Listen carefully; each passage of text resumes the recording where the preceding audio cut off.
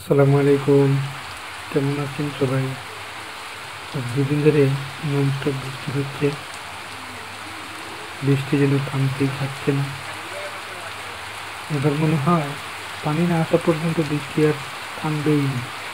এরকম বৃষ্টি আর কার কার এলাকাতে হচ্ছে একটু কমেন্ট করে জানিয়ে যাবেন। বৃষ্টি যেমন ভালো লাগে তেমনি আবার খারাপও লাগে।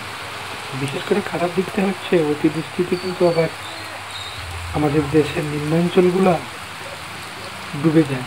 এতে অনেক সমস্যার সম্মুখীন হয়, ফসল নষ্ট হয়, গবাদি পশুগুলা ঠিক মতো খেতে পারে না।